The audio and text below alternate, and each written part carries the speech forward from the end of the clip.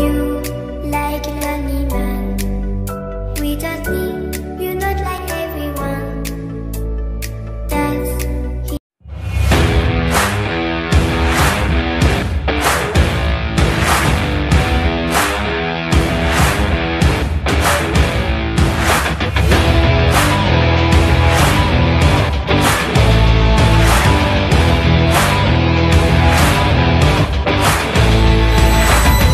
Assalamualaikum ya guys, hari ini kita berjumpa kembali.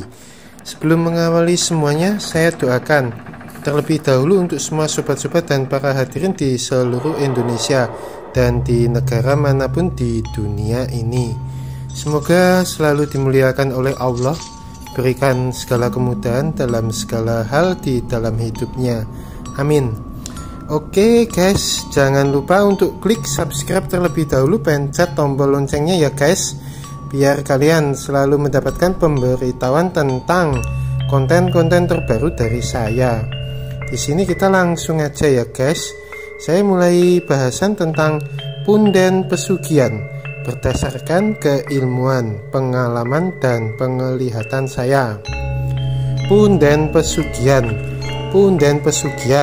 adalah sebuah tempat yang disalahgunakan dan dikeramatkan menjadi sebuah tempat untuk meminta-minta sesuatu yang arahnya kekayaan, uang atau harta secara instan kepada bangsa makhluk gaib jahat yang berkuasa di tempat itu dengan imbal balik tertentu sesuai kesepakatan bersama secara gaib antara si oknum peminta pesugihan dengan penguasa gaib di tempat itu.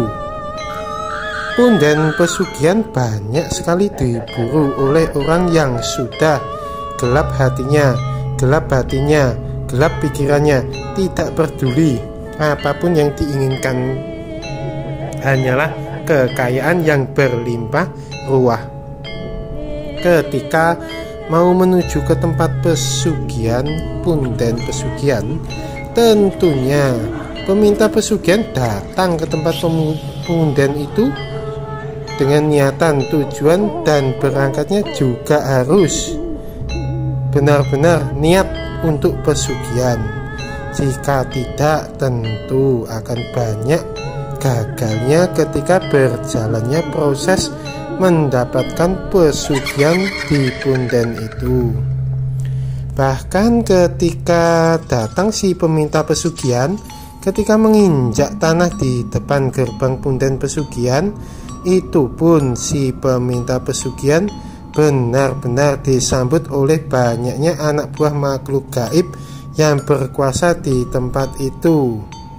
Si peminta pesugihan akan selalu dibisiki dengan ditiup-tiup secara bergantian di telinga mereka supaya keinginannya tetap diteruskan untuk meminta pesugihan, dijaga supaya tidak gagal pulang kembali ke rumahnya.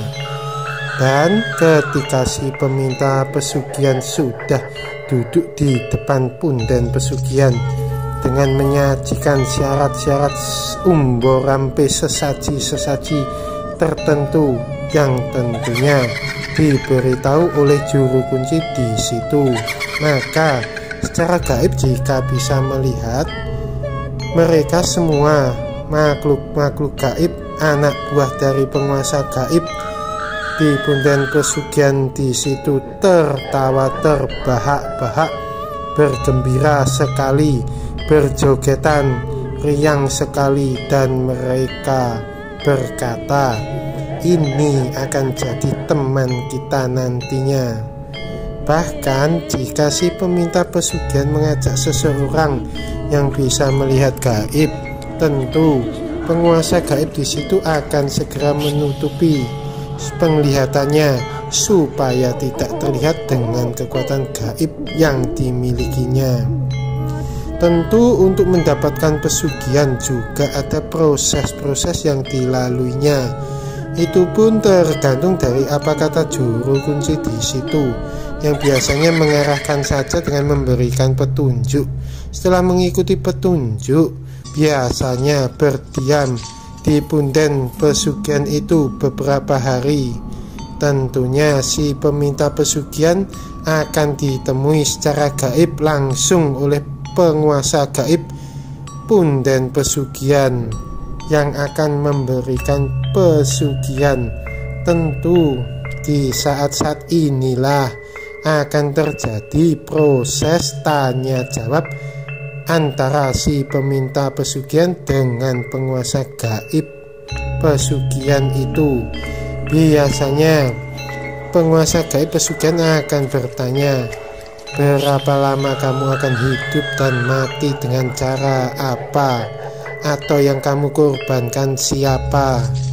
Misalkan, saya tidak akan meninggal sebelum rumah saya memiliki lantai keramik. Tentu jika sudah berucap begitu kepada penguasa gaib pesugihan, dia akan memberikan kekayaan yang berlimpah sesuai dengan yang dimintanya. Dan sebagai gantinya, jika si peminta pesugihan sampai membuat rumahnya berlantaikan keramik, tentulah itu saatnya si peminta pesugihan akan meninggal dunia. Tapi ada juga yang lebih ekstrim. Korban dari pesugihan akan diambil dari anak yang disayanginya atau anak laki-lakinya saja. Jadi anaknya hanya ada anak perempuan saja, atau pegawainya yang bekerja tahu-tahu akan meninggal sakit mendadak, misal sakit jantung atau kecelakaan secara mendadak atau secara kebetulan kejadian meninggalnya. Tentu tanya jawab itu akan menjadi kesepakatan gaib, ikatan kontrak hidup matinya si peminta pesugihan itu di dalam perjanjian gaib pesugihan, dan tidak bisa dilepas dengan cara apapun. Dan imbal balik yang diminta bisa berbeda-beda dari bentuk wujud pesugihan itu sendiri, tergantung pesugihannya apa, juga yang ada di tempat punden pesugihan itu sendiri. Memang ciri di punden pesugihan itu adalah nyakot. Maksudnya awalnya dikasih sesaji sedikit, secara perlahan nanti yang diminta sesaji itu akan semakin bertambah banyak dan bertambah semakin lengkap, hingga akhirnya nyawa yang sudah disepakati untuk jadi korban pesugihan itu sendiri. Begitulah memang keinginan dari penguasa gaib di punden pesugihan itu. Bahkan jika tidak dilaksanakan sesuai yang diinginkan, tentu penguasa gaib pesugihan akan membenturkan masalah-masalah dengan musuh pesaing dari si peminta pesugihan. Biasanya masalahnya akan tentulah berat, sehingga akhir kata mau tak mau kembalilah si peminta pesugihan untuk selalu menghaturkan sesaji-sesaji tertentu di hari-hari tertentu yang sudah disepakati oleh si peminta pesugihan dengan penguasa gaib pesugihan di tempat itu. Pesugihan punden biasanya sesaji utamanya berupa ayam jago, yang tentunya ada simbol atau makna yang tersembunyi. Jika diambil kepala atau bagian-bagian tubuh ayam lainnya, tentunya juga ada maknanya atau arti yang tersembunyi. Jika kepala ayam yang diambil, tentu yang jadi korban pesugihan adalah anak laki-laki pertama. Jika sayap ayam, tentu yang jadi korban pesugihannya adalah pasangannya atau istrinya, atau juga bisa anak kedua atau anak ketiga, dan seterusnya. Jika kaki ayam, tentu yang jadi korban pesugihan adalah pegawainya, karyawannya, pembantunya.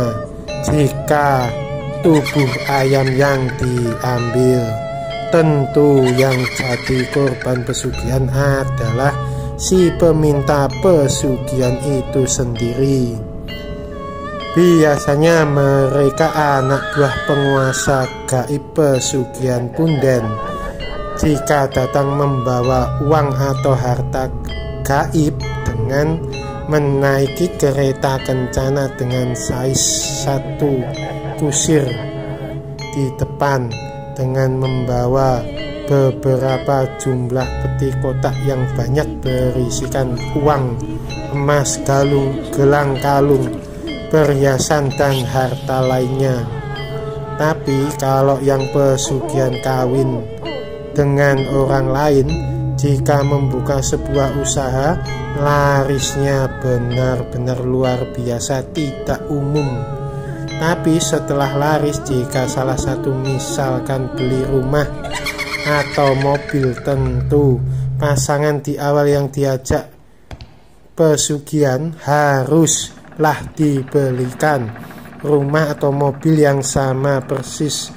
Jika tidak, tentu akan sangat berbahaya, bisa membahayakan jiwanya pasangannya, bisa melapor ke penguasa gaib pesugihan kawin dengan orang lain, sehingga tentu akan berimbas kepada nyawa dari salah satu pihak yang melanggar. Misal pihak laki-laki saja akan meninggal secara mendadak, diambil nyawanya oleh penguasa gaib pesugihan kawin dengan orang lain, sedangkan pasangannya nantinya diwajibkan segera mencari pasangan baru secepatnya sebagai pengganti dari pasangannya yang mengingkari janji meninggal secara mendadak dan kembali berjalan seperti semula pesugihan itu dengan kesepakatan baru pasangan baru lagi hingga ajal menjemputnya. Ada juga pesugihan yang lain bentuknya dengan syarat kawin dengan orang lain yang diajak mencari pesugihan. Di sana mereka berdua kawin di tempat area pesugihan itu. Setelah itu mereka tentu berdua ataupun secara sendiri nantinya ditemui penguasa gaib di tempat itu secara bergantian. Setelah tanya jawab dan sudah ada kesepakatan gaib, tentu setelah pulang barulah mereka akan merasakan perubahan yang sangat besar, dari kehidupan yang melarat kere menjadi sugih kaya raya dengan harta berlimpah ruah. Dan biasanya penguasa gaib akan menyerahkan uang atau emas atau perhiasan, bisa berbentuk kalung, gelang, uang, koin, dan lain sebagainya. Dari bentuk gaib akan menjadi bentuk yang nyata di malam-malam hari tertentu, ditaruh oleh anak buah suruhan penguasa gaib punden pesugihan yang mengirimkan, diletakkan di sebuah kamar khusus yang sudah disediakan oleh si peminta pesugihan itu. Setelah dikasih tahu oleh penguasa gaib sebelumnya untuk disediakan sebuah kamar yang khusus, diberikan sesaji-sesaji tertentu dan tidak diperbolehkan siapapun masuk hanya kecuali si peminta pesugihan. Biasanya si peminta pesugihan pasti akan membuka sebuah usaha, bisa entah toko, bisa entah warung, entah usaha apapun dalam bentuk wujudnya. Walaupun si peminta pesugihan secara finansial ekonomi tidak kurang sama sekali, sudah berkecukupan, kaya, berlimpah ruah, bahkan berlebihan hartanya itu, semuanya dilakukan dikarenakan untuk menyamarkan dan menutupi ritual pesugihan yang dia jalani, yang dia lakukan. sehingga masyarakat sekitar pun tidak terlalu menaruh curiga dengan mengira itu hasil dia berjualan dari usahanya sendiri. Padahal kenyataannya yang dia peroleh itu berasal dari pesugihan. Sesungguhnya harta-harta yang diberikan si penguasa gaib pesugihan itu sesungguhnya diambil dari harta-harta anak cucu keturunannya dari si peminta pesugihan itu sendiri, sehingga sebagian besar banyak anak cucu keturunannya yang melarat kere efek dari sebelumnya mbah-mbahnya yang melakukan pesugihan. Tentu walau sepandai-pandainya si peminta pesugihan berusaha tidak menyalahi janjinya, ikatan gaibnya, perjanjian gaibnya dengan penguasa gaib pesugihan, tetaplah ketika mati mereka akan diajak di alam gaib di tempat penguasa gaib pesugihan itu menjadi seorang budak. Selamanya akan disiksa oleh anak buah penguasa gaib punden pesugihan hingga kiamat datang. Bahkan ada yang dijadikan jembatan hidup yang setiap saat jika ada kendaraan gaib apapun yang lewat, mereka akan dilindas setiap saat. Benar-benar sangatlah kesakitan sekali. Tentu mereka para budak tidak akan bisa mati karena mereka pada dasarnya memang sudah mati dan hidupnya sudah jadi haknya penguasa gaib pesugihan itu sesuai kesepakatan gaib yang disepakati ketika si peminta pesugihan hidup bergelimang harta diberi oleh si penguasa gaib pesugihan, dan sebagai gantinya itulah imbal balik ganti yang sangatlah benar-benar mengerikan. Padahal Allah Sang Maha Pencipta sudah memberikan dunia beserta isinya kepada umat manusia. Itulah harta yang luar biasa berlebih. Tinggal manusianya saja berusaha, berikhtiar dan berdoa selalu mendekat hanya kepada Allah Sang Maha Pencipta, selalu berada di jalannya dalam kehidupan yang berjalan. Tentulah semua apapun yang kita minta pastilah diberikan oleh. Karena itu menjaga hati, menjaga batin, menjaga pikiran dan bersedekah itu benar-benarlah penting sekali supaya kita tidak salah memilih jalan kesesatan yang dipilih di dalam hidup kita.